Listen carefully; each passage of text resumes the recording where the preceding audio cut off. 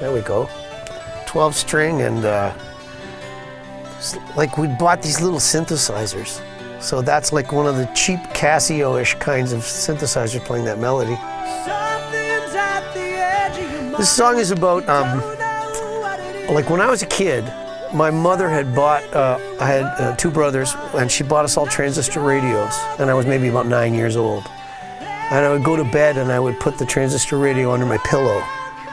And you know, it was like my passport to the universe. I had this little radio that, and I had been lucky enough that the album before this one, Just a Game, Lay It on the Line and Hold On, it got a lot of airplay. So this thing that I dreamed about when I was a kid, that, you know, maybe someday I would be somebody that would have music on the radio.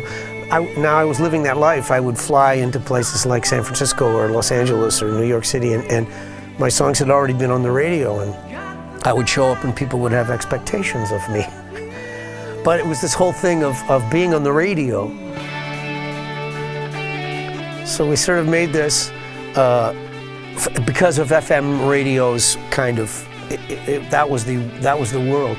And part of this too is the whole Led Zeppelin thing. You know, Stairway to Heaven had made it so that you could make songs that were, you know, 8 minutes long, and if you were, you know, strong enough and you paid enough for independent radio promotion, they'd get you onto these stations and they'd play the stuff. So you could start a song very small and quiet and then have it sort of build and build and build, which kind of became a bit of a shtick for arena rock, hard rock bands at the time. But so as you can see, it's picking up energy as it goes here. And of course, the little girl that climbed into bed and pulled the covers overhead, that was actually me. It's autobiographical. But of course, when you change pronouns in a song, it opens up your audience. Like, we had never had girls come to shows when we had this as a hit. All of a sudden now we had females showing up to play, be at the gigs. We did a video for this. We'd done actually a group of 3 on a soundstage in Toronto where they'd built a big flying V guitar, and we danced around the stage. There was a girl that I was dancing with in the video, and we hated them when we saw them. We called them Birthday Cake in Space because the stupid stage thing just looked like this ridiculous big white cake that we were. This song never would have been what it is if there hadn't been Pete Townshend and The Who. Like the idea of sort of the acoustic guitars forming a fundamental thing, then hard rock and stuff, breakdowns with little synthy stuff, things that go on, and all that offbeat stuff.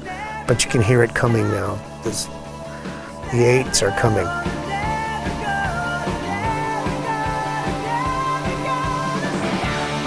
That's a high D, that note that I had to sing there. Now at my age, you can't hit those anymore. Well, on a good night, maybe. Good sound on that guitar. That was a Howard Roberts Gibson guitar.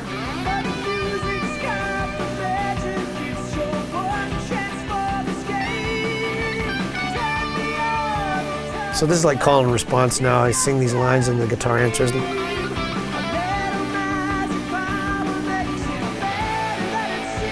You hear an organ, so these kind of things. And that was Mike, and that session took that took a long time. Like, Mike wasn't really an organ kind of guy, but we had the Leslie and the organ, and so that you can get those sounds by sort of both hands, you push the keyboard. It's great. It was my favorite part of the songs.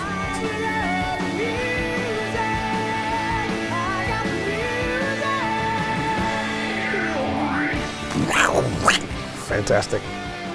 Mike Jones was the engineer on this stuff. He's passed away, but he was an English guy that had cut his teeth over in, I think, the Decca Studios in London.